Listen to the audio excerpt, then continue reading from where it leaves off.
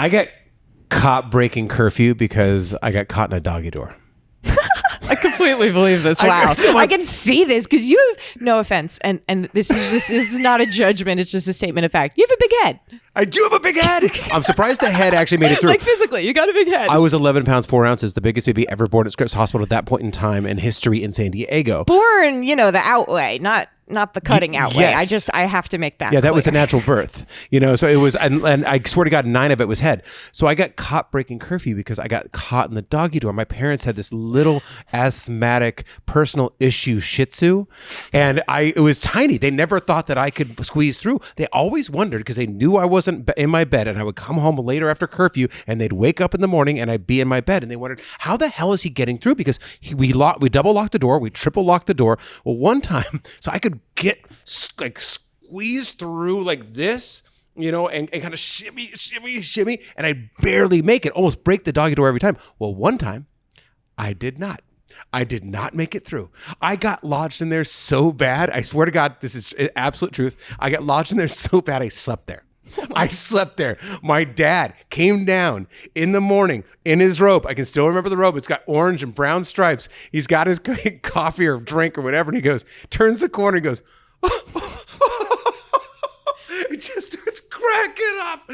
He goes, hey, Sen, come on, take a look at this. And here I am stuck all night in this doggy door. I'm laughing. He's laughing. I think they eat breakfast and laugh at me for a little while. I was going to say, that's really disarming. Like, that was the perfect way not to get in trouble. Because imagine you yell in the middle of the night. They're going to be pissed because you woke them up and you broke curfew. But how could they be mad at you in that state the next morning? I'm pathetic. And when you're pathetic, you're likable, So my dad finally gets me free and he grounds me forever. And so the point of the story is the doggy door into my heart for barbecue sauce is very, very small.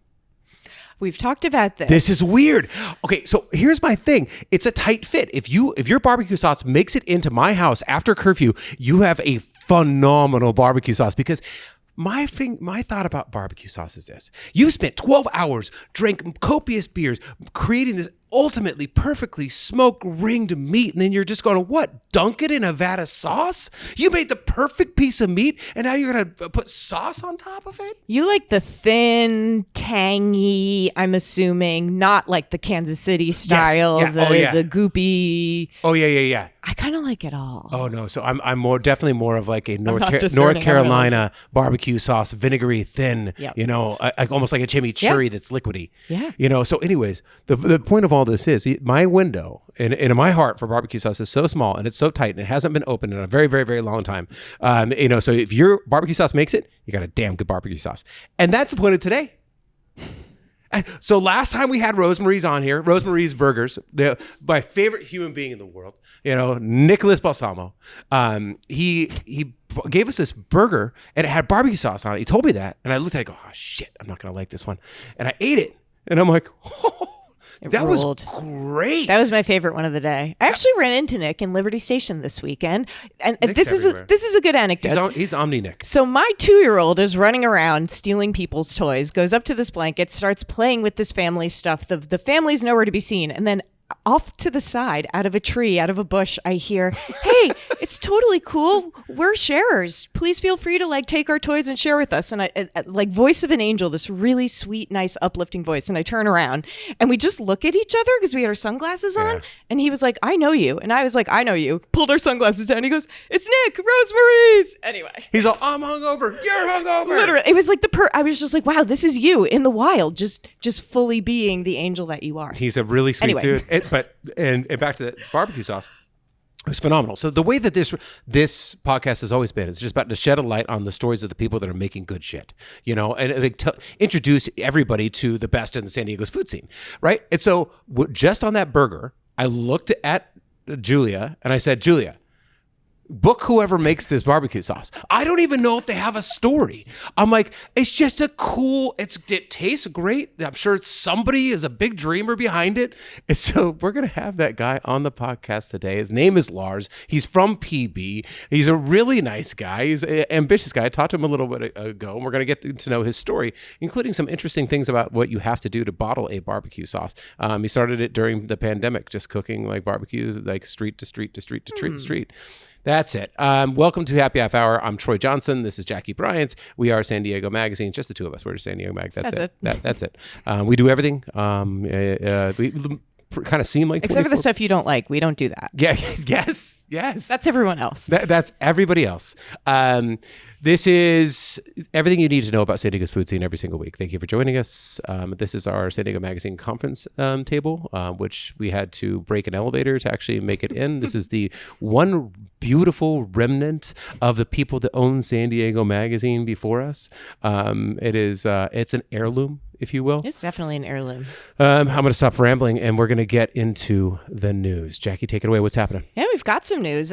Just this morning, the day we're recording, the Michelin Guide has added 13 new California restaurants to the recommended list, including 4 in North County. So to be clear, there are multiple lists in the Michelin Guide. Mm-hmm. There are the stars. There's the Bib Gourmand, which is like a layer right below stars. And then there's just the recommended list. So when you open a guide and you leaf through and you just see things listed without any stars or like a little other icon next to it, that just means recommended. It's still an incredible honor, but it's different from the other. And it's like the Michelin's like, we got our eye on you.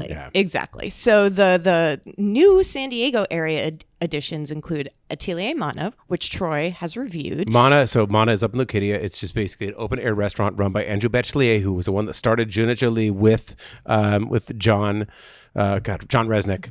And then he split, and him and his wife opened up this restaurant. She kind of runs the day-to-day at that place. They're actually in our Best Restaurants cover shoot, which should be coming out really soon.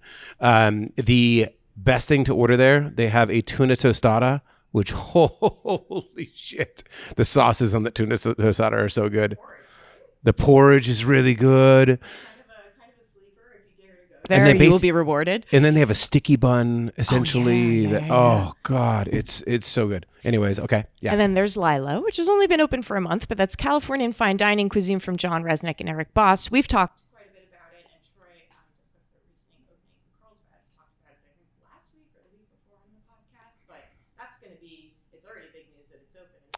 Lilo will be the next Michelin star in San Diego, and I would not be surprised if Lilo gets up to 2, if not 3 Michelin stars. So I would go now if you can. There's a lot of buzz around it. It's only 22 seats or something like that. It's an amazingly beautiful space.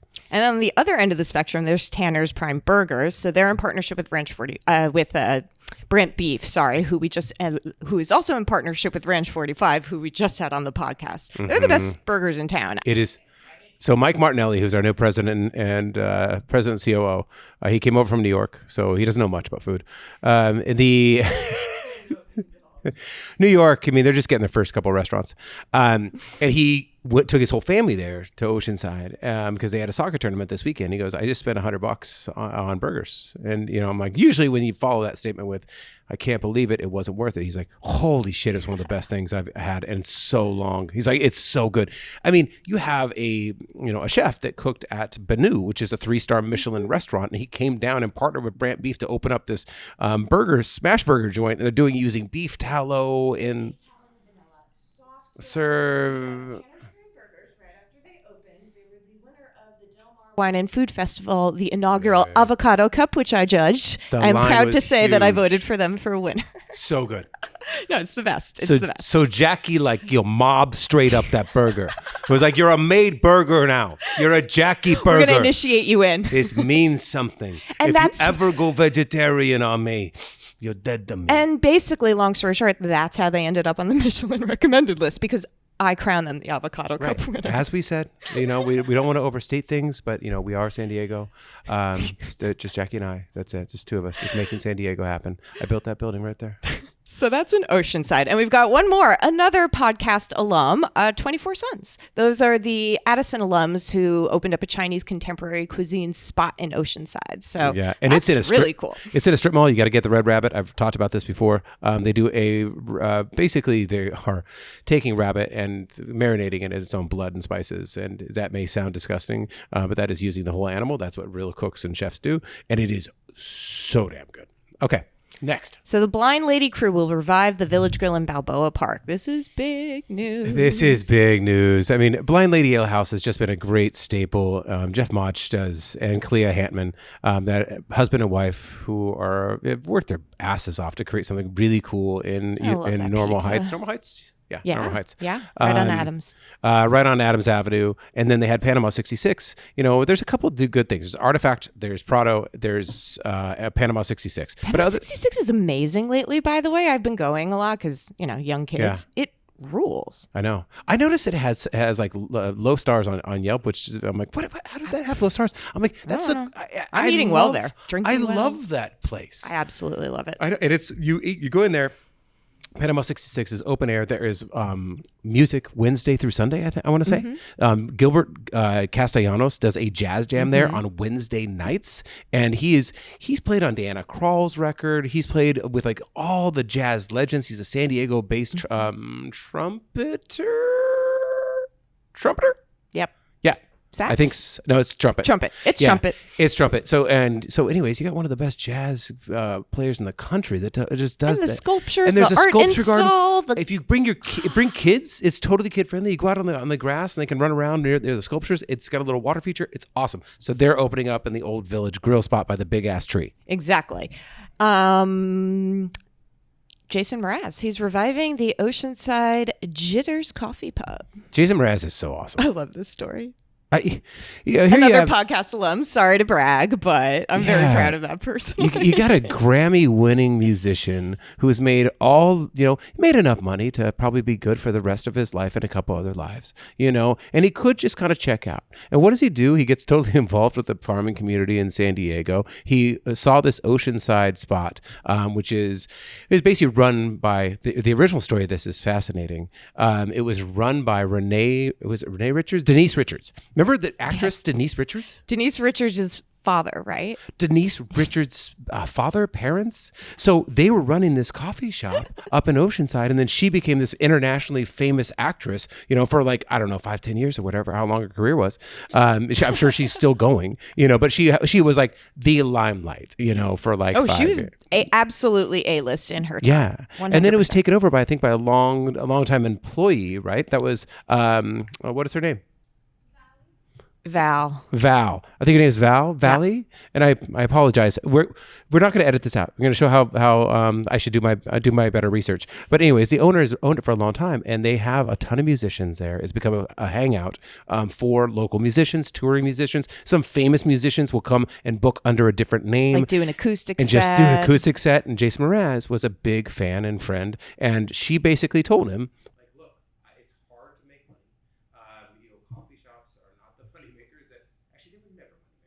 unless you're Starbucks and you have 4,000 of them, so she said, I'm thinking about giving it up. He was like, that's not going to happen. Not going to have my watch. Like, this place is too cool. So he became an investor in it, and they're partnering together, and we're going to have him on the podcast in a few weeks. Jitters. I love that name. Jitters. That's it. All right. So that was your news. Now we brought in our guest. So again, this is what this entire podcast is about. I ate a burger by Rosemary's, of which we have a new burger here from Nick at Rosemary's. Oh, we did. And again, remnants. Not a barbecue guy, not a barbecue sauce guy. Love a barbecue, not a barbecue sauce guy. Because I'm like, why would you finger paint on a Picasso? Your piece of meat is the Picasso that you ate and spent so much time with. Why would you do something different to it? And when I tasted this damn burger, I was like, that's a great barbecue sauce. That broke my will to not love barbecue, or not love barbecue sauce. And so I said, get that person on the show. And this is that person. Welcome to the show, the founder of Oak Steak BBQ Sauce, Lars. How you doing, man? Thank you so much for having me. I'm doing great. Doing excellent. Were you kind of surprised that we called you and reached out?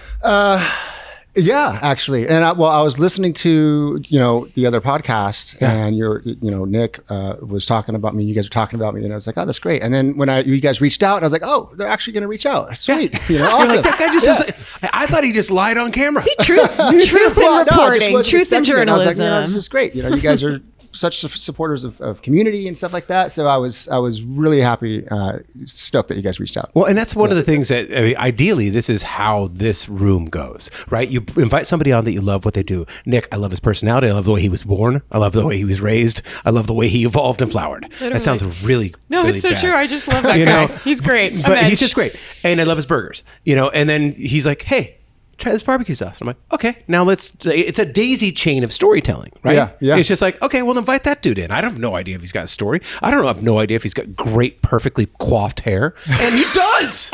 He does. Look at that. I mean, that right there. I mean, movies are made on less premise than that hair. So right now, my wife is losing her shit right now. She's cracking up because we were joking around. So I used to, my hair bugs me when it's in my face. I don't like it. It Same. I hear pisses you. me off. And I just why don't I've like never it. done bangs. Yeah, so I buzz cut it. I like that short, super short. Yeah. You know, I used to play a lot of football. It was always short. And, you know, one day they were just like, why don't you grow it out a little bit? It's like, all right, so I grew it out. And I was like, you know, okay, if you don't mind, you know, I'm Silver Fox area. It's getting gray up there, or platinum as I call it. Yeah. And, you know, she's like, okay, great. And people started commenting on my hair. And I'm just like, what is going on? Why do people, you know, is there something wrong with it? Are they making fun of me? Like, are they doing that? And she was like, no, it's fine, you know. And then we were at Legoland last weekend, and somebody was commenting on it, and It's Superman which is hair. weird. And then you're saying it now, and now she's probably just losing her shit. No, it's right now. Lois Lane is in love with your hair. That's what it is. I'm glad I still have it. So Okay. as long as I It's have a thing. I'm so glad that we started this hair podcast. it. I know. Now that we got that covered. Okay, check that box. All right, so Lars started this. What I love. Let's start first with the name, and let's start first with the logo. Actually, let's go with the logo. This is the cutest damn story that I've heard in the last week. You know, and I like cute damn stories about kids because I have one too. Excuse me. So your barbecue sauce. I mean, look, you've got a steer on the cover. You know, as your logo. You know, which makes total sense. We've seen that before. But there's a little hidden Easter egg right up there on the horn. What is it? And tell me the story behind it. Yeah, so I picked the bull's head just because, you know, barbecue sauce, beef. I love eating, you know, brisket and, you know, beef ribs. Actually, one of my favorite things on the beef. planet. Yeah, very manly. You know, so me and my brother-in-law actually helped out a lot, you know, creating this logo with the fork in the head, you know, to represent, hey, this is a food thing. Got the animal here in the food. It's very sharp I edges. didn't see the fork. We Actually. are eating the right in the animal. middle In there. Nice fact. work. Yeah. Okay. Yeah, so there's a fork right down the center. And then there's a spider on the horn over there. So we stuck a spider on there. When my son Oliver, he's 11 now, he just turned 11. When he was maybe 3.5 years old, we still do this now, but when we walk downstairs in the morning, usually we're half asleep and we're holding hands and we're walking down the steps.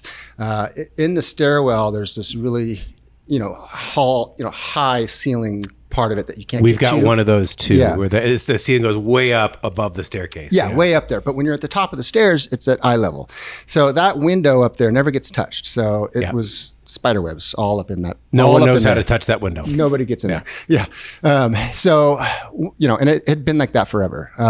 One day I was like, all right, I'm going to just, you know, get up there and clean out that window finally. It's been Clean up up there. the spider webs. Yeah, for too long. So I started to go do that, and he started freaking out. He was just like, no. I'm like, what is the problem? I'm just, you know, he's like, leave it there, you know. So you underplayed that. I guarantee from a 3-year-old who has an emotional connection to a spider web, who's like, no!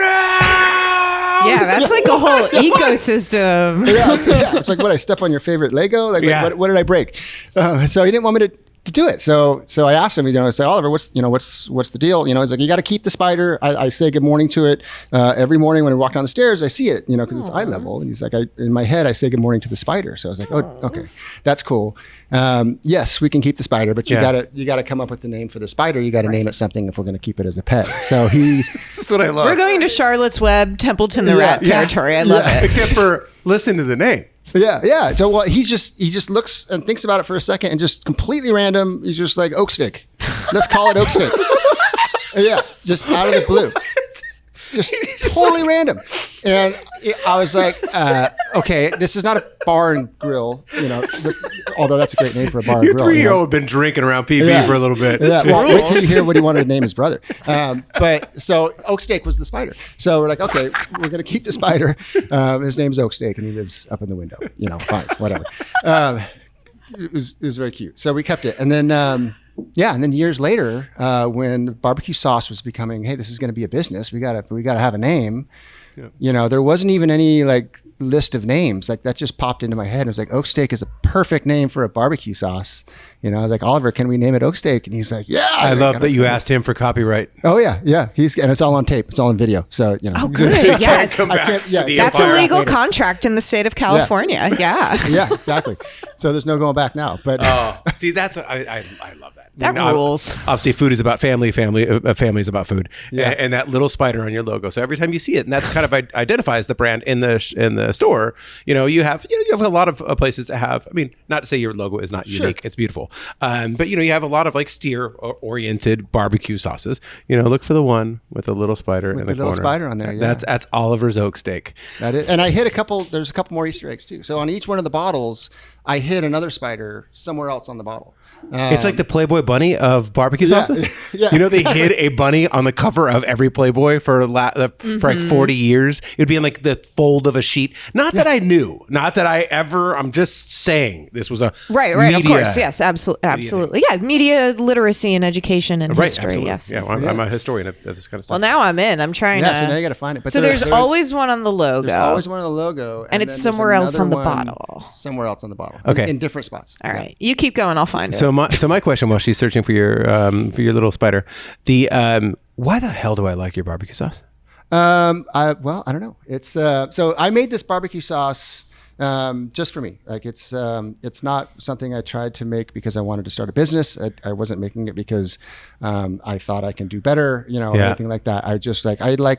That's sauces. when you usually make the best shit. Yeah, and it's like I like sauces, and I want to make something that I really like. Yeah. So I'm going to make it how I like it, and that's it. And I had no, I just I've always liked to cook, so I just made it. I think people really like it because it is a little bit different. There are a few things in there that are a little bit unconventional for barbecue sauces. So like the tamarind is a good example. Tamarind is in one of the, yeah. Okay, which one should I start with here? We have a sample right here of all four. I have a tiny little spoon, I believe, somewhere. I found the Yep, right spider. there There we go. Okay. Oh, you found it? Yeah. All right. Well, now they're on different spots in the other Okay, bottles too. this Jackie's one's on so the excited. QR That one code. now? Well, it took me a second, and I was about to announce, guys, I hate very to break small. it to you, but you might have to fire me. I think I'm pretty dumb because I really couldn't find it. Didn't even have a clue, and I was starting to get very nervous. You might over have to here. fire me. You think I think I'm pretty dumb. Okay, so this is your this your is the base original one. This is the original. Mm-hmm. That's the one that has tamarind. Yeah, they all have tamarind. Every single one of them has Every single one. tamarind. Yep. But Okay. there's different things in the different spicy level ones that kind of mask different things, and the flavors come out a little bit differently. Okay. But yeah, so the original one, it's got the tamarind, it's got some chili powder in there. I don't use any preservatives or any fake versions of things. Yeah. Not to say there's anything wrong with that, but Yeah. the vanilla, for example, I use 100% pure vanilla from Madagascar. It just comes straight in. I get it. It's just raw, and then it's transformed into extract, and I use it. For Hey, you realize you could get a really cheap imitation vanilla for Yeah. Oh, Believe me, 'Cause that's in everybody is everything. telling me that. Yeah. No, and so everybody. So that's the most expensive part of my sauce is the vanilla. It's just Yeah. a very expensive substance to use. For when sure. It's real when it's whole. But it's got such a depth of flavor, you just can't really match it. Now, the imitation vanilla it's fine. There's Yeah. nothing wrong with Sure. it. But the flavor drops off a little bit. And it doesn't quite have that depth. It's got a little bit different type of sweetness, and it comes through. So I've said before, there's a certain je ne sais quoi to foods that you like and you don't know why you like it. So, it's like, I've used the example of Coke and RC Cola or an imitation Coke. They're both really, really good, but for some reason, Coke is just better. It's just better. It's the cocaine they put in it, right? It's the cocaine. That's it. I don't use any cocaine in my sauce this year. Maybe next year I'll try that. Depending on the special economy. edition. Yeah, special. Coming That out. was real at one time. It was real. exactly. Al Pacino, the little friend. We're just going to call that one. Yeah, the little friend. So using the real ingredients gives it that je ne sais quoi where you really like it. You don't know why. It's food science, right? yeah, it's it's just sort of food totally crossing science. into the science realm where it kicks off certain things and makes certain association, and there's probably alchemy happening in that and something else you like with that you don't even know because Yeah. it's context Things driven, interacting, right? phenols interacting with Love it. different things, terpenes and whatnot. We're going to go backwards a little bit because we're going to get to the origin story, and that original is delicious. That's what started the whole entire idea. When you went to when you realized that you had something here and people started to pick it up and people really started to like it and you're like, okay, well maybe I have a business. You went to a co-packer, and what a co-packer is, you always have to think when you design something, okay, I could make this in my kitchen because that's where you started. Yeah. Or I can have somebody help me cook this and make this and do it on scale so that I'm not breaking my back every single day and making $7. So you went to co-packer, and it was interesting that they kind of fascinating, the food science that you saw, right? Yeah. Oh, yeah. So they have these gadgets there. So that measure things like sweetness and viscosity, and they have these food scientists that work there at most co-packers. There's some, I don't know if all of them have them, but they will help you along the way figure things out with viscosity, for example, is a good example. So you can thicken your sauce with stuff like cornstarch, tapioca starch, two very different things. You can do it with just, less liquid, or you can,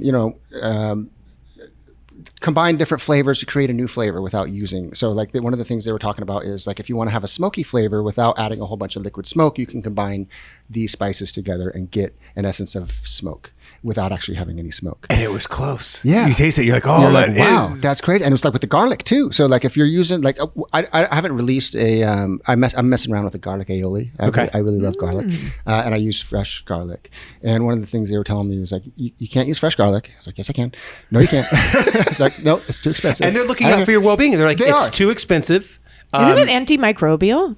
Isn't it like healthier? It's great for you. And then there's a heat to it. And fresh garlic is super good. But it's their job also to, make sure I have a healthy bottom line. And they want to make sure things aren't too expensive. And it's actually something that I could put out on the shelf and people will buy because it's not $20 a bottle. Right. Yeah. And they gave me things. So they gave me, imitation garlic. It's like a liquid garlic. And it was really good and really garlicky. But man, you try it side by side and it's just not the same. It's just not the same. Is there any garlic in it? Does it start from garlic, or is it just like chemicals that mimic the properties of garlic that you put into it? It's some sort of derivative. I don't know how they do it. Interesting. But it's just different. If you look at the periodic 100%. table, and there's a couple things on there. It's a few boxes over. Yeah. That box plus that box plus this box equals allium. Yeah. Well, and and that kind of stuff too it has its place. It's totally fine. No. We're not vilifying that. That's food science is beautiful. Yeah, and so it was really interesting having a co-packer with a staff. Because I was just making this in my kitchen, and having all of a sudden people advising me on how to produce this stuff and make suggestions on things. It was really interesting. And I did have them try. I was like, go ahead and try to make me a batch. Give me a sample batch of the same, my sauce, but use imitation vanilla or use honey granules instead of actual viscous real honey. And if I can't tell a difference and it's exactly the same, I don't see the problem, as long as it's not preservatives and a bunch of garbage in there, sure. And they did, and they were really, really, really close. And if I'd ate that first before trying my original sauce, it's great, no problems. Yep. And then I try it next to my sauce side by side, and it's just like, no, it's that je ne sais quoi, It's like, I don't know what it is. There's something better about this one. And it's just because it's the real whole ingredient stuff, which a lot of people don't use out in the market because it's expensive. And because it's almost impossible to scale. I mean, and to pay for the next Oak Steak spider to live in a different window in your life. Right. You know what I mean? Yeah. Like if you want your dream to exist in a commercial way, that you have to figure out ways that you can do it streamlined. But you said no. No, I didn't want to do that. It was one of those things where if like I said, I started this just selfishly for myself. I like to cook. I was making a sauce that I liked. I wasn't trying to impress anybody or sell it. I wanted to do it. So I was using my sauce. And then when it became something that it was going to be people wanted to buy and they wanted to have in their own homes, I didn't want to change it. If I can't do it the way I want to make it, it's just not worth doing. There's just no point in going out and doing it unless it's an avenue of revenues. Like I just want to do something to make money. Let's just slap something together, get it out there, and that's fine too. And let it make a ton of money, and then I can do something really authentically good over here. But you said no. But no, I didn't want to do that. So it's for me, it was just like, this is just something I love to do. I love to cook. I'm not going to change it. Why would I change it? I'll sure, I might make tweaks. I might enhance it. If I find that I want to make it a little thicker or not so thick or whatever. I think it landed in a good spot where it's at right now. I really enjoy it. It's delicious. Yeah, thank you. And I'm going to work my way through these as we keep. Well, that's how the other flavors came, because I started with the original. I was like, you know what? I want something spicy, and then I started making the other flavors. Okay, so this next one right here. So now spicy. I'll give you the spice level on this one. It is not that spicy. So this is just the chili de arbol one? Yeah, chili de arbol. So it's a sweet, smoky pepper. Here's that one right there. It has a little bit of a delayed heat It's about as hot as Tabasco sauce or Tapatio. Yeah, not bad. It's not bad.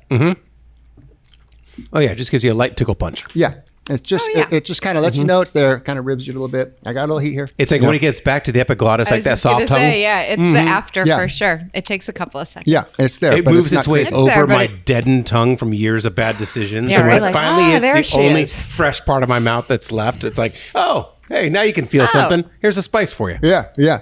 So that one's really good. I love that one a lot. Yeah. My mother-in-law likes that one a lot, Susie, but it's a bit much, so she'll mix these 50-50, the original and the regular hot one with the de arbol.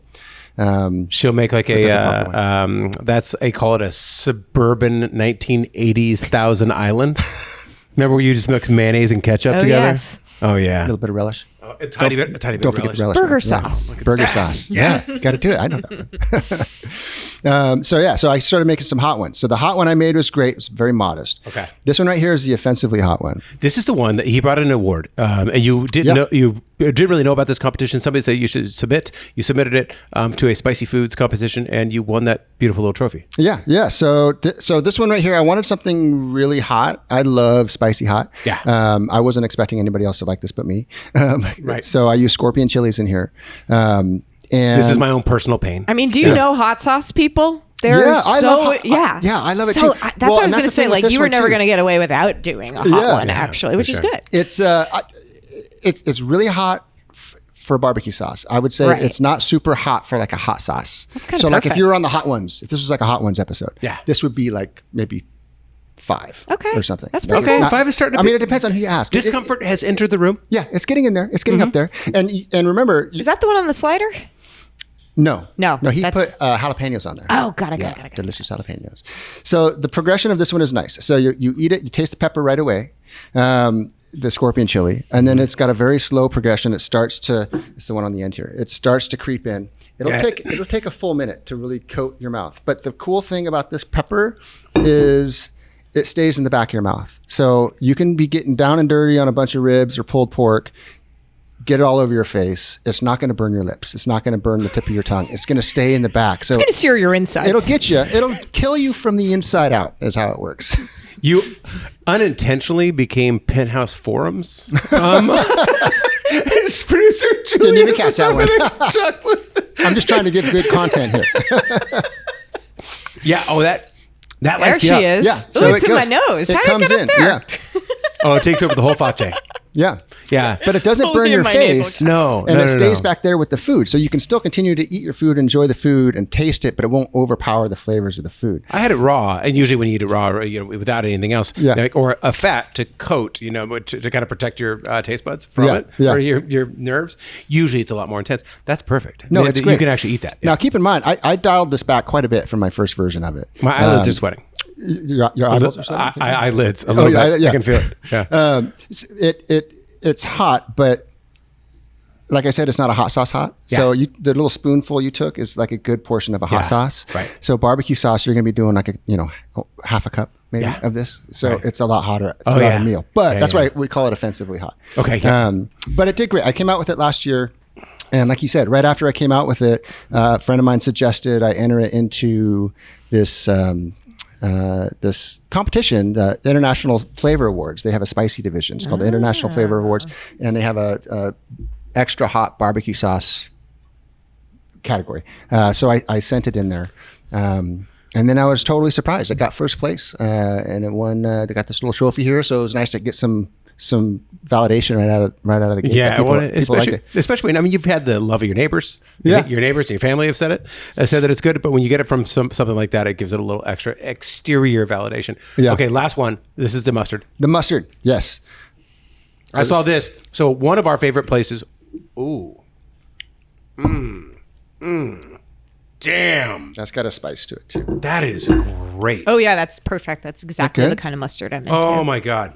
I'm not Okay. going to take credit for this mustard too. This is a friend of mine's recipe that I brought into the fold. I'll tell you about it. But Okay, that's fantastic. So I saw this mustard, It's and I almost saw like the a remoulade kind of. Or Yeah, like right? could be a base for a remoulade if you put like dairy in it.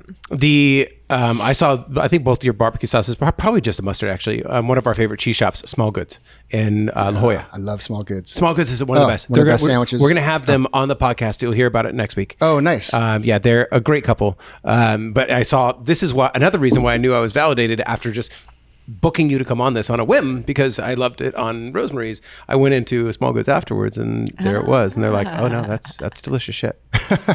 I'm like, you guys are snobs. I'm like, if you like this, Fully. like they're and I say this in a loving way. I really like them, both of them, but they're very particular about what they will. and what- right. As they should be. They're in a cheese. They're doxing everything people is- too. They're just very discerning in all areas of their life.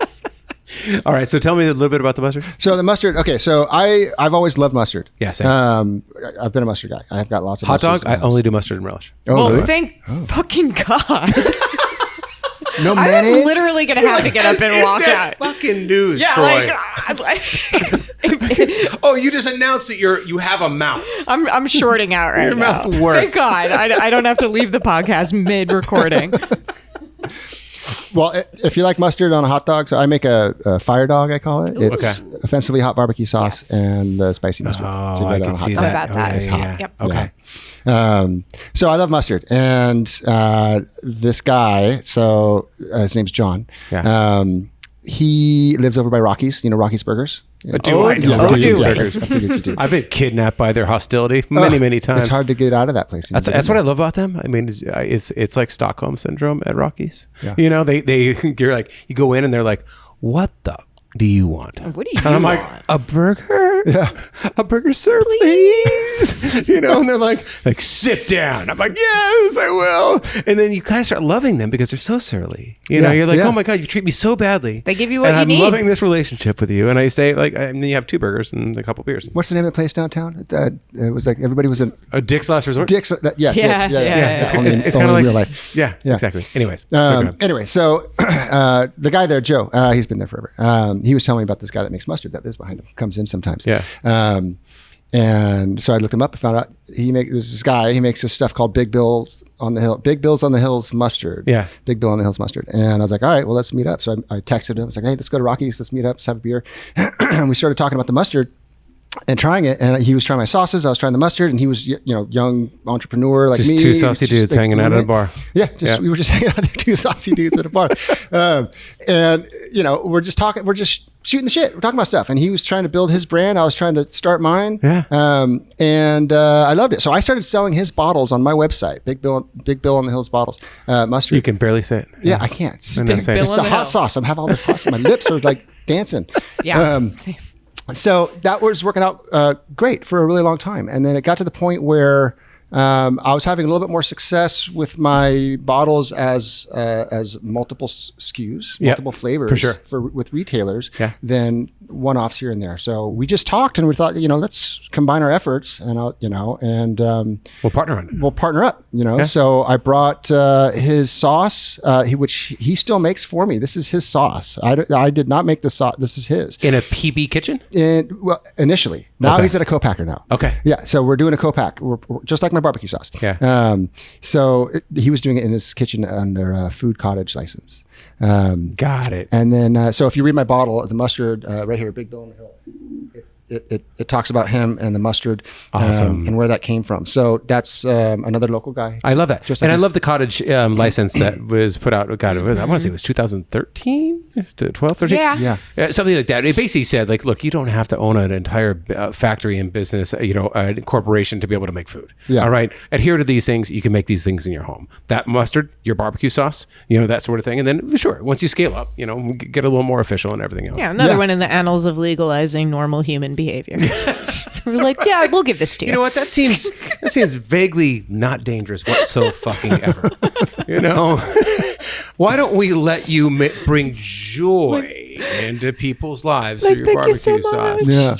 You're like, you're not killing people with it? Right? No, I'm not. It's safe. I promise. Yeah, it's not safe. putting it in people's eyes? You know what? They do have some serious safeguards in place though now. San Diego does. So it's like, Ooh, tell us more. for one, I wanted to do a cottage food license with my barbecue sauce to Yeah. start, but there's not a classification for barbecue sauce. There is for mustard. Oh, no way. There's for everything else. He told me this. Yeah. You weren't under the cottage license. You were not allowed to make barbecue sauce. And I was on the phone with them. I was like, well, why not? Just an They're like, oversight? Yeah. They're Like like, they it's just just didn't sort of like a category it out? loophole. Yeah.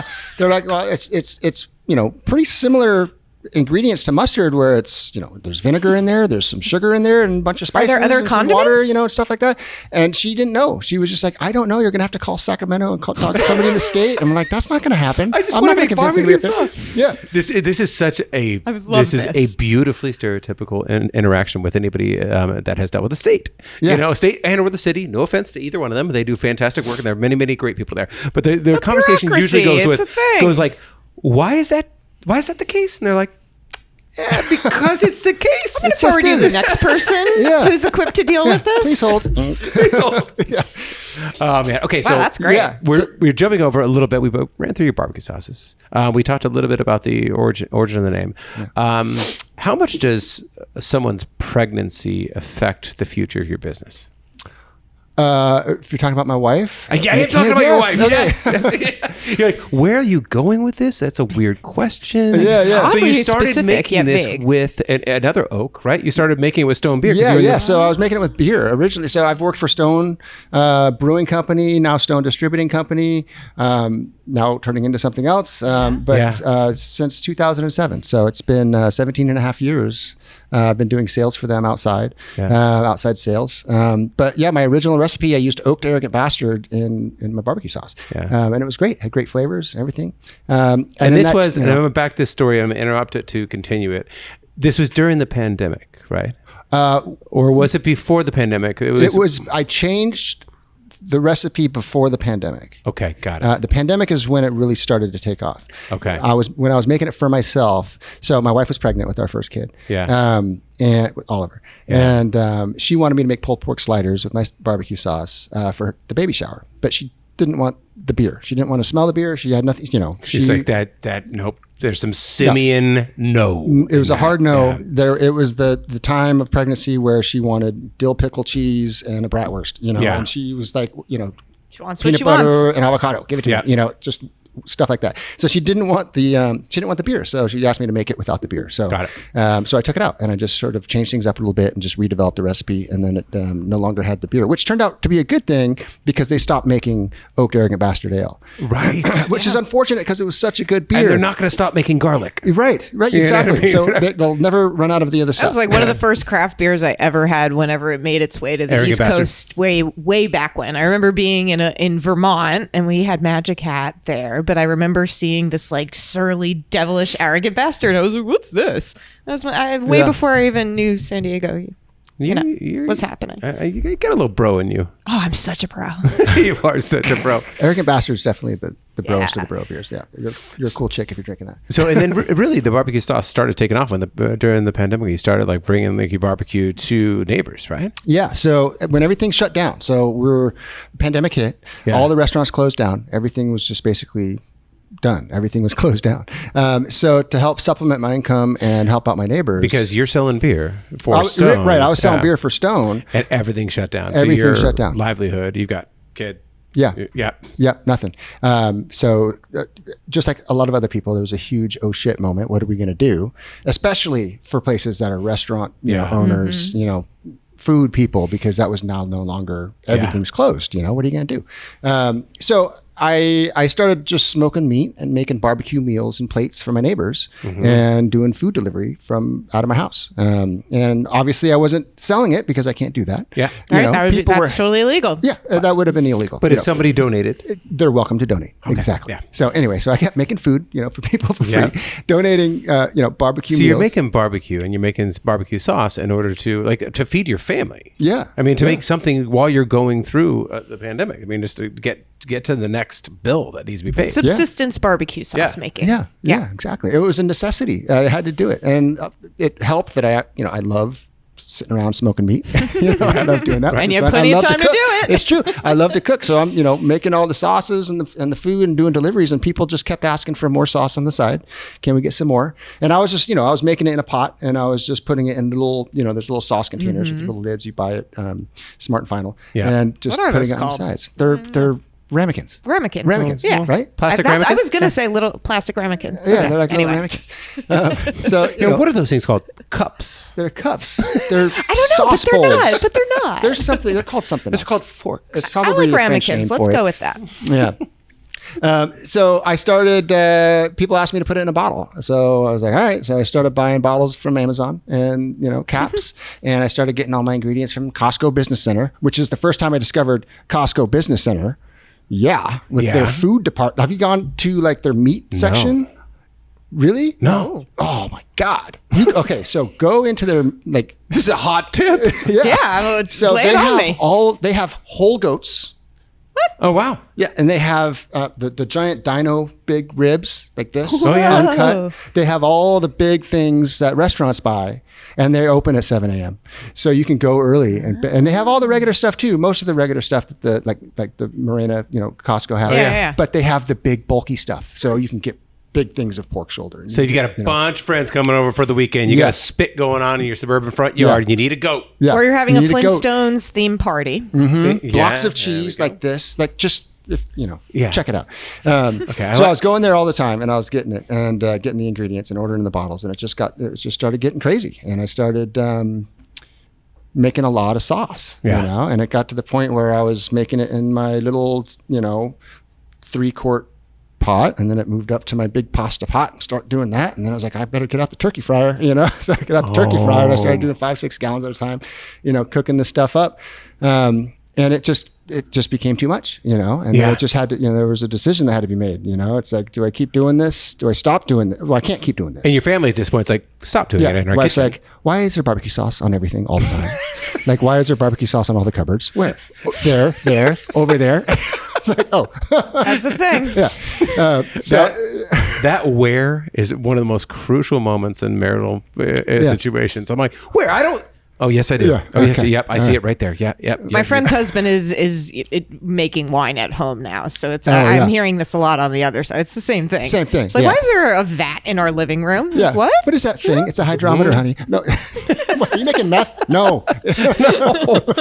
Exactly. Oh, Although Troy likes it so much, it may have a meth-like quality, but it's it's the all right. So you moved up, and now you got a co-packer. You got somebody else. Yeah. doing it. So Okay. then I got to, I started looking for a co-packer. Right. Yeah. Right. Which was very and you difficult. found somebody that doesn't that does it the same way you would need to do it. Yeah. Well, so you got a flavor match. So I found a place, and you go in there, and you bring, sign the NDAs and all that kind of stuff to protect your recipe and things like that. And they, the thing about the co-packer is you get to benefit off of their buying power. So if I'm buying black pepper, 5 pounds at a time, I pay one price for it. These guys, these co-packers are buying By 17 million pounds of they're pepper. buying it in ultra bulk. Uh-huh. So my cost per unit is way cheaper. So I'm taking advantage of their buying power. Right. So co-packers is great that way. Plus, they're doing all the labor. You need to hitch your star onto a mega shopper. Yeah. Like anybody who launches something, you're like, because if you buy a pepper, it's $5 a whatever, and they're like, theirs is 38 cents. Yeah. Right. So you're like, okay, so otherwise your barbecue sauce is going to be $75 for a bottle. Exactly. You know? So you got to do that. Which was a process. It was really hard to get the flavors to match. Sure. Anytime you do something in bulk. Right? Yeah. Anytime you do it, because you want to get the same Magic. and you want to get the same, you can't always get the same brands, Sure. Spices are pretty similar. You got to make sure the grit, the mesh is correct on the pepper. Yep. The vanilla is a big thing, honey, different types of honey, You know what I so- love and about it's this? hard. I talked to him earlier, and he's like, so I found the Costco Business Center, and I was getting this a better price on vanilla. So then I looked to find out who was selling the vanilla to Costco, and I went directly to them. And then I found out who was selling it to that guy, and I went directly. Now you have like a direct now it's vanilla contact. yeah. It's like open up a trench coat and you have vanilla in there. Right? Yeah, exactly. Yeah. And that's what it was. So that's what happened after I moved on from my initial co-packer. So my initial co-packer was great. It served a purpose, did it awesome. I wanted to make a few tweaks to it, and I needed to not make, a huge amount of volume, which they started to ask me for. Yeah. And I was like, no, I'm not ready for that. Yeah. So I found another co-packer that basically lets me, I'm basically just renting their staff and renting their kitchen, and then paying them to help me with all the health department stuff, the FDA approvals and legal things. Yeah. But I supply all of my ingredients completely by myself. So I bring in all of my separate ingredients. I have to source that myself, the bottles, the caps, the shrink wrap bands, everything comes from me. Yeah. Which was a challenge initially because, the cost of things. Yeah. I have to find good suppliers for that kind of thing.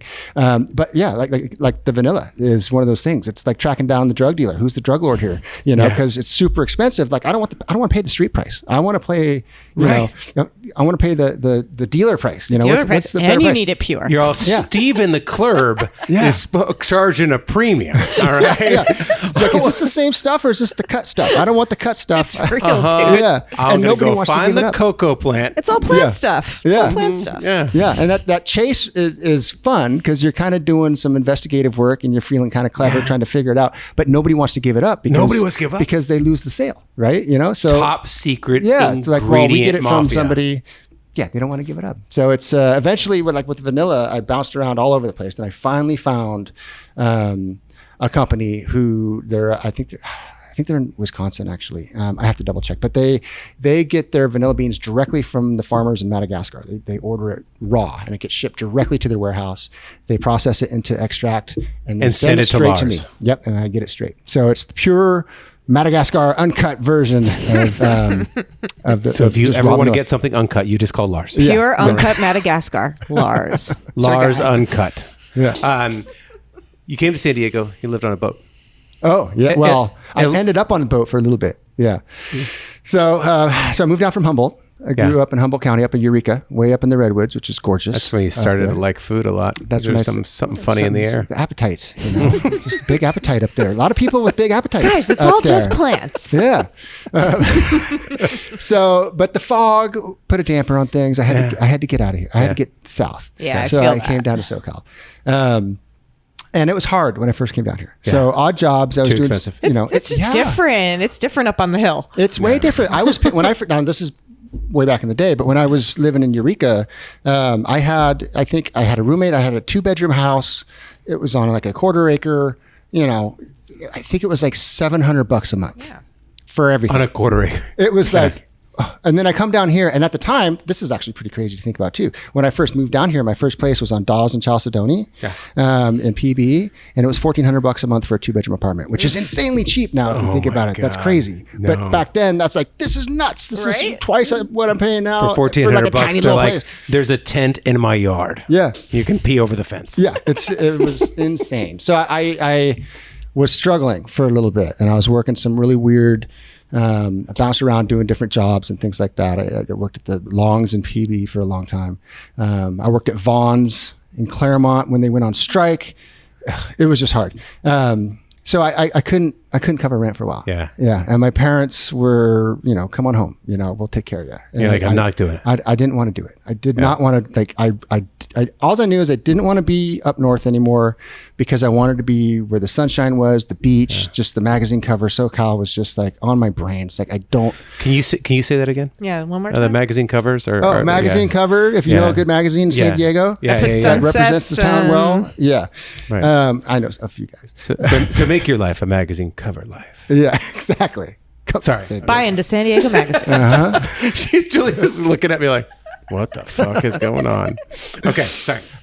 Yeah, so I came down here and it was tough, but I didn't want to go back. I felt like if I went back home to Eureka, I was going to get stuck there. It's kind of a trap, You get back home, that's where I'm going to stay. Yeah. I'm not going to get back out again. They call it behind the redwood curtain. Once you're up there Yep. behind the redwood curtain, that's where you're at, and it's beautiful up there. But sure. I didn't want to do that. So but I couldn't pay rent anymore, and I couldn't hack it. I couldn't make it financially. So my neighbor at the time, he lived in the apartment next to me, had this boat. I got pictures. I should have showed you pictures.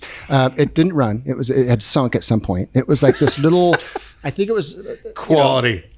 quality boat. It was like a 26, 30 foot boat with a little sleeper underneath, and it was at Marina Cortez down by Shelter Island down there. And he was like, "Why don't you just stay on my boat, man? Just nobody's because using it's it." at the bottom of the bay. Yeah, and he was like, "No, it's there. It's floating. You can't. It doesn't work. It just floats there." It just I can't take it out. Yeah, I but- can't take it out. And I was like, really? And it was like, well, I'll check it out. So I checked it out, and it was, whatever. It was like this tiny little thing. And then he was like, oh, and also you're not allowed to live there. There's no liveaboards allowed. You can't sleep there. I'm like, well, Does I that would make it need hard to sleep there. I'm not going to sleep in my car. He's like, well, just, if you want to figure it out, you can figure it out. You're welcome to it. He's like, all right. So I was like, I'll figure this out. You've got humbled ingenuity. I feel like that's a figure-outable situation for you. I had to swallow my pride a little bit. It was very, and during the same time is when I was starting to date my wife. So it was a lot of... You're like, well, I got good news. I got a boat. Yeah, I do have a boat. I met this guy. He's got a boat. Like he even lives on it. Wow. It was, so I ended up moving my stuff onto the boat, and it felt a little bit like an SNL skit. I kept thinking of Chris Farley. It's like if you mess up, you're going to find yourself living in a van down by the river. Oh, yes. And I was the San Diego version of living on a boat down by the docks in San Diego. In the bottom of the boat. In the bottom of the boat, yeah. So I lived on the boat for like 6 months. I blacked out the windows with some towels, and I had to sneak on and off.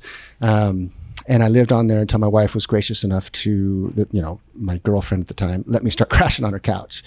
Oh, good, but she held you off for a while. Yeah. Good for her. Oh, yeah. She should. Well, why would you? Yeah. Well, Why I'm not gonna lie. When I got divorced, this is so embarrassing, but like I did end up seeing someone who like a month into it, one of my friends was like, Does he have a home, Jackie?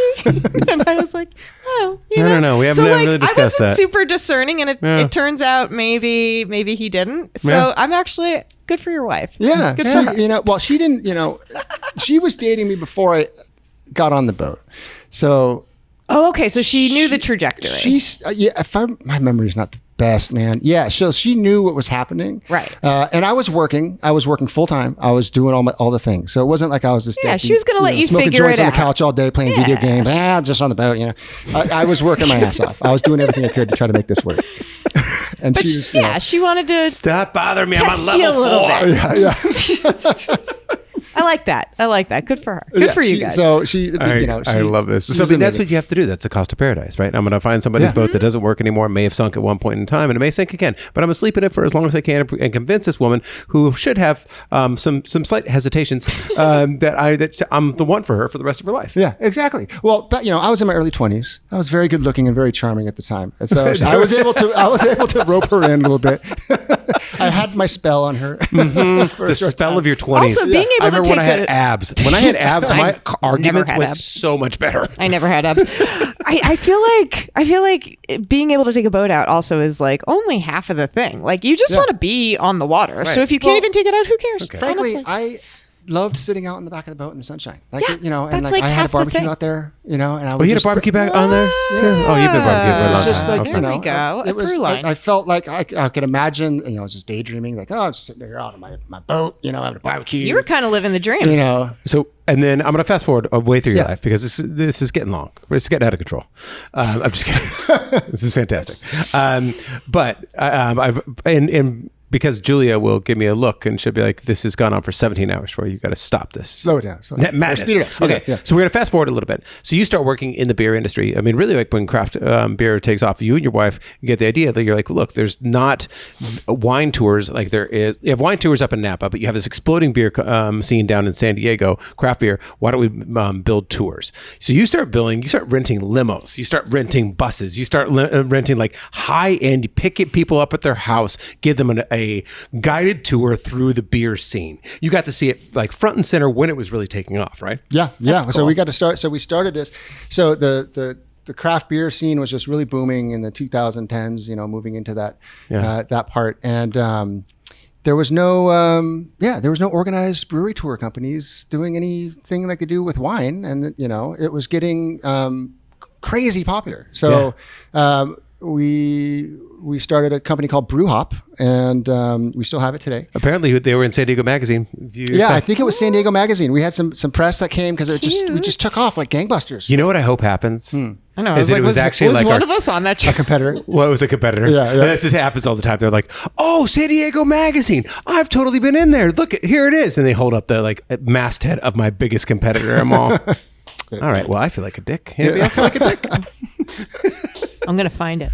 Okay, so we started the organized brewery tour company. So basically, we wanted it to operate again, like the sauce, we built it like how we would want to experience it. So we built it like wine tour is only a little bit more inclusive. So we basically have we developed partnerships with limousine companies. We bought our own Lincoln Navigator that we permitted to act as a limousine, so you could drink inside for smaller groups. Yep. And then we did 100% custom brewery tours. So we would pre-organize the tours with the breweries ahead of time. We say, hey, we've got this many people we're bringing in. So-and-so is going to be our brew hop tour guide. He's going to be guiding our group, and they're going to be paying for all the drinks. It was all inclusive, all you can drink all day. And our personal tour guide was allowed to go back independently of the brewery staff and with their blessing and teachings and conduct tours, private tours for our group. So it was very all-inclusive. Our guests just got picked up. They got free beer throughout the day, all day. They got a personal chauffeur giving them beers, and then also giving them private tours of the facilities outside of the crowd. And then Uber and Lyft effed up your life. And then Uber and Lyft came and made it harder. That's right. Because it was easier to just do it yourself. Yeah. And when you weigh the cost of things, you know what I mean? And then the pandemic hit too. You didn't have Yeah. But you didn't have like the guide. You didn't have the insight. So tell me one of the coolest things that you saw inside of the brewers, like in Lost Abbey. Oh, okay. So there's actually two things. When we talk about Lost Abbey Port Brewing are the sister companies. So Lost Abbey makes this beer called Lost and Found. It's one of my favorite Abbey style doubles. Have you had it? Mm-hmm. Yeah, it's so good. It's rich and caramely. It's got raisins in it, and they caramelize the raisins by hand with a blowtorch in the brewery. There is what they were doing. Still do it. And it was just amazing. Just to see it just raw, just doing it right there. I mean, anything with the blowtorch is objectively cool. Yeah. And it just sparked my memory that. So Port Brewing made another beer called Hot Rocks Lager. Yeah. Do you remember that beer by chance? So they actually heated up lava rocks and threw it in the wort.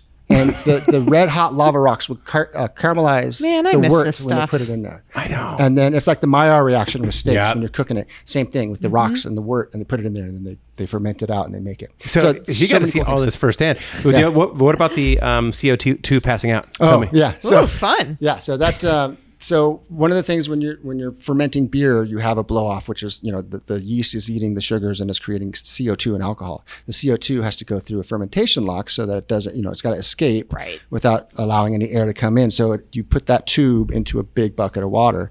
There's little bubblers. Home brewers have it on top of the carboy. Yeah. Breweries have a big 55-gallon drum with a hose in it, and it's boiling in there or whatever. So that's just pure CO2 coming out of there. So when you have a drunk guy, curious, walking around with your group, and decide to go over there and just take a big old whiff and stick your head in there, he's just going to pass out and fall. Right, it's like zero oxygen. That's a periodic table again. Yeah. That's when we started adding clauses to our liability releases. Do not sniff the CO2. Stay away from the tanks. And we had to do that several times, like add things, add line items. One of my favorite things about him too is that he said they had a $500 puking fee. Yeah. That dissuades Valid. people. They said they didn't have anybody, a couple people leaning out windows and whatnot. I mean, craft beer was really, really heavy for a little while. Yeah. Really, really hot, high alcohol. Totally. But valid and smart. You do a $500, he said, the $500 puking fee gets your friends looking at you like, mother, you better. You better not. Like, maybe I'll just have one IPA at this location. If there's one guy on the line, the rest of the herd's going to be like, no, it's not happening. You're cut off, dude. Like, they'll do the work for us. Exactly, yeah. Well, and with Brew Hop, it was way more educational and involved, and like we really wanted to teach you about the beer and the local scene. And it was way less of a shit show. We're not out doing bachelorette parties. Yeah, so we were the start of people's evenings. So we started usually around like and you're on a tour with people you don't know, so there's that social these check. were 100% private. Just you. They were just private. If it was just two people, it's just you two. Like we would just do 100% private tours. See, I wouldn't want to embarrass myself in front of the driver because I'd be spending all day with him or her. You know what I mean? And I wouldn't want to that would keep me from puking. Yeah, just we didn't get a lot of threat of embarrassment. We had some with hair like that. I mean, you can't puke around hair like that. You actually can't. No. I mean, if I got on a brew tour, I'd be like, that man has way too good a hair. I'm going to be on my best behavior. Yeah, we have to class this up now. My tour guys knew that too. It's like, if you got any problems, I'm going to call Lars with the good hair, and he's going to come in here and mess you up. All right, so we have so much damn connective tissue in this story, and I love this so much. I just loved your damn barbecue sauce, and I'm glad to hear all the origin stories and the fact that your wife actually saved you from using a discontinued beer in the core element of your sauce because she was pregnant. She's like, Nope. And I smell the future. Yeah. Nope. This that needs your to be made. son is a barbecue naming branding wizard at 3 years awesome. old. Well, and I almost I tried to. He wants. So I have 2 kids. My wife and I have 2 kids. We got Oliver, who's 11, and then we have Reed, who's 5, and he wanted to help name Reed. And he came up with the best name ever. And I just looked at my wife and I was like, I'm just going to write it on the gift on the gift card. I'm going to write it on the birth certificate before you have a chance. And that's what it's going to be. And she was like, what does he want to call him? Moose McGillicuddy's. Yeah, Calamari Reefer was his name. And I love it. Even today, I think it's the best California name. Like honestly, SoCal. that would have passed muster in my really house. Good name. That would have made it in my house. Oliver under the certificate. Yeah. Oliver's a natural brander. He is. He is a He's badass. brilliant. He's oh my great God. with He words. started Get him coming in out here. with me doing sales things at farmers markets and things like that. And he's amazing. Oliver, this book kid. Oliver on the podcast. Yeah. Next on the chain. All right. So tell us where. I mean, we talked about. We didn't really actually even talk about the food, but that's okay. Oh, whoops. You were doing a collaboration with Rosemary's for the month of. Yeah. So it's June 1st. We're going to be doing a backyard barbecue at Rosemary's. Okay. Mission Beach. And Nick will give you the strict details, but basically, a portion of the proceeds are going to go to breast cancer foundation, and it's going to be a whole week of barbecue things. You can always get their Roundup burger at Rosemary's. Always has my barbecue sauce on it. Okay. And I would encourage people to get the chicken, the Bombay chicken. Oh yeah. Burger, get all the things, like everything there is amazing. He brought in the Bombay Nick and chicken. Rosemary's is just. I will sing his praises until the day I die. Exactly. But it is phenomenal. That's a massive slab of pork belly that Nick just made with it. I don't know if you're going to be able to get that or not. But anyways, what week is that? That's the first week in May. June. Yeah. This is the second week of May, so that probably wouldn't make sense. God, is it only the second week in May? God. That's wild. Okay, first week of June, go to Rosemary's in Mission Beach. You're also in, obviously, Smallgoods. Yeah. You were in, what's our pizza here? So this is from North Park Beer Company, the North Park Pizza Shop in Crown Point. Yeah. So they always have, by the way, Rosemary's was the very first restaurant to ever carry my sauce. Good. Regularly. Yeah. These guys were second. North Park was my second. Okay. So I'm just breaking out into they're the restaurants homies. now, which is great, which is amazing. They're fantastic. So so this is a pizza. So they're putting this out next week as a special. It's a pork lovers pizza collab with Oak Steak and North Park Beer Company. But both their locations in Bankers Hill and Crown Point always have Oak Steak barbecue sauce for their pulled pork sandwiches, their burgers, their pizzas. Phenomenal. As they should. All their things. And then is it usually on the Shore Club ribs too? So no, so this is brand new. This just happened Monday this week. Oh, so congrats. Pacific Beach Shore Club just brought us in for a rib special, and to start off, and they have barbecue ribs all week this week, and I think they're going to run it through Memorial Day for as long as. We'll see if this podcast airs by then. If it doesn't, well, hey, it was there. You fucking missed it. no. Pay attention they next have time. wings. They have other things too. But yeah, so they came in there and putting out some good stuff. Okay, good. Where else? I know that you can get it at Smallgoods in La Jolla, which is again one of my favorite shops that you can get at least mustard. I'm not sure if they got the barbecue sauce, probably not. But and where else can people get it? For restaurants, restaurants or shops. So for restaurants, I just started bulk packaging in gallon jugs for restaurants to use. Okay. So these places we just mentioned have it. Good Bar in Point Loma has it. Awesome. Kenny, the owner, Okay. also owns Dropkick Coffee. Yeah. He's amazing. So they have it there always. Public House in La Jolla has it always. The Shack in La Jolla, the Promiscuous Fork has it over there. Sandbar in Mission Beach has it full time over there too. And the Promiscuous Fork has it. You know that you're actually doing really good food. Totally. You know, because they really give a shit about real ingredients. You know that and Smallgoods. I mean, and not that Rosemary's or anybody else, but those guys are all known. Like, no, I only do. Rosemary's is the same fucking way. Congratulations on doing things right. Thank you. Thank you. I that's Oak what I Steak strive to do. BBQ is the sauce. Lars and Oliver are the geniuses behind it. I don't know your wife's name, or I would have named Summer's her name. Summer as well, altering the recipe in the right Don't direction. forget calamari reefer. Calamari reefer. Calamari reefer. May he live long and prosper. Because I guarantee that's probably his real name. Because I guarantee you probably put it on the birth certificate. Anyways, go check out Oak Steak. Now let's get into $2 people $50 before we get out of here. The $2 people $50. I'm renaming it today. We would like recommendations on what to rename on $2 people $50. Tell us. It's so dumb. It hasn't been $50 forever. In literal years. I've done Addison. What it should be called, like the food I like. I'm obviously not a naming genius. Whatever you want us to call it. Your favorite place to eat, though, that's not your place. Where do you love going? We already talked about a couple of them here, but where do you and your wife go? Okay, so they don't have my barbecue sauce there, and they shouldn't. Sushi Mori in La Jolla Shores is one of my favorite places to eat. Wait, where's Sushi Mori? It is. So it's in La Jolla Shores, right across the street from PB Shore Rider. Sorry. Okay, Shore Rider. Shore Rider. Yeah. Piatti's. Oh, say Piatti's right there. Yeah. It's small, little place. Okay. They make fantastic sushi. Nice. Sushi Mori. Yeah. Okay. They're a little tiny place, right? Like the wall of ivy in there. Yeah. Okay. I was there a few weeks ago, and I always just get a little bit of everything. Yeah. It's just as sushi does. Yeah. Okay, I got to go try out Sushi Mori. I actually haven't tried it. Where are you going? I've got a short tail. This is just the beauty of how food brings people together. So I was posting a lot of Pope memes last week during the papal conclave and everything. I grew up Catholic, and I just find the drama of it and how the whole world just became like enraptured over the Pope, like some old Catholic guy. I thought it was very, very, very funny. So I'm posting about it. I put like the high school I went to on Long Island, a big Catholic school, like a TikTok went viral from their reactions. They were going crazy, like seriously, like they won the Super Bowl. Yeah. So I reposted that, and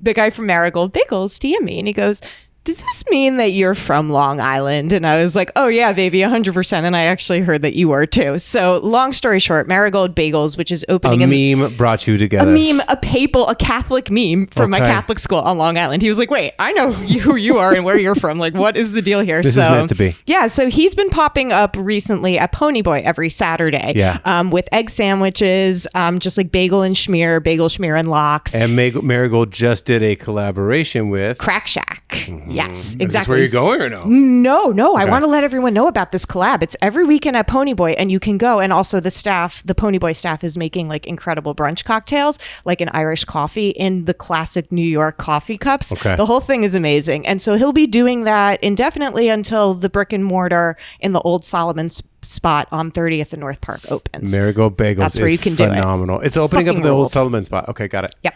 Good to know. For me, I went in to there's this Korean restaurant near the ballpark in downtown, and I had seen this guy, and he asked me to come out to his place a few times, and I'd seen Travis Swikard, who's one of my favorite chefs in San Diego of Cali, liking his stuff, and for me, a lot of times that's enough. Yeah, that's enough. Yeah, I go, why is he liking that stuff? You know, what I mean, and Travis is a really nice guy. He takes care of people. You know, he just kind of tutors young chefs and cooks. So I go in, and the guy's like, "Will you come in and just try a little bit of my food?" He has one of the best octopuses I've had. I love octopus. And it's either good or it's terrible. You know what I mean? And then he actually said the same thing. Yeah. You have to be a good cook to cook it well. Gochujang crema. He said gochujang crema. So it's like basically, he's like, look, I'm a Korean kid who grew up in San Diego and raised on Mexican food. So this is kind of like our story. This is like me and a plate. And that's not necessarily a Korean. It's what we all grew up with and I'm Korean roots. Yeah. It's an obscene amount of crema. I told him, like, you don't need that much crema on the plate, but it is so effing good. It go in to Choi's right by the ballpark and get their octopus with a gochujang crema. It is word up. That's a hot tip. My favorite thing about this kid, though, and this is why I got into food, he didn't have any money. He had nothing to his name. He learned to cook in some of the restaurants around San Diego. He went to Korea actually and learned how to cook fried chicken. His fried chicken there is actually really, really good too. From Bonchon, which is one of the biggest Korean fried chicken operations in the world. And then he came back here to San Diego, and he was looking for his own restaurant. He was going to open up his own restaurant and prove his parents, that they should be proud of him. And he said, I had zero money. I would leave every day dressed in a suit, and I would have a briefcase, and my briefcase would be empty. I just wanted to present that I was a very serious business person, to whomever I went. So I was trying to find a place. And they found this place right by the ballpark where they basically agreed to do so much TIs. Like the only reason why I was able to open this was on the grace of God's, was that they agreed to fund the design and the build out and everything else. And they gave me a sweetheart of a deal.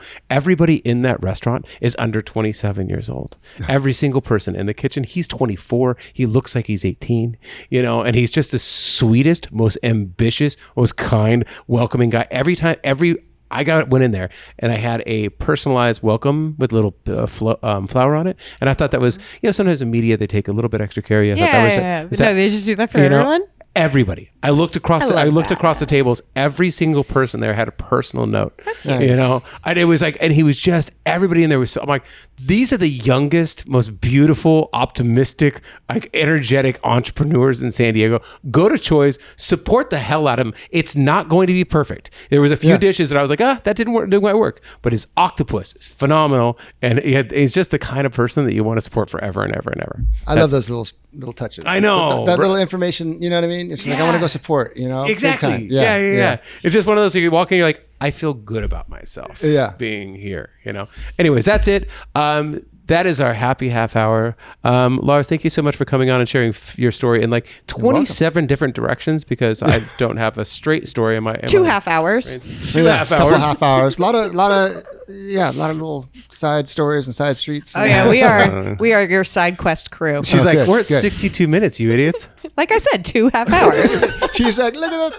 What are you talking about? And tell everybody, where is it the best? Just oaksteakbbq.com. So oaksteakbbqsauce.com. That's okay. oaksteakbbqsauce.com, or my Instagram, oaksteakbbqsauce. Okay. Are the best ways to link up with me. Private. I manage all those. Everybody who's got a restaurant out there, get in touch with Lars. Try his barbecue sauce. Try the mustard that he's doing with a friend, and then just buy it by the oil drum. Yeah, hit me up. I'll come in with samples. We'll do some tastings. And it was damn good. He just did that in our office. All right, you guys. We'll talk to you next week. Happy FR. Bye. Awesome. Thank you.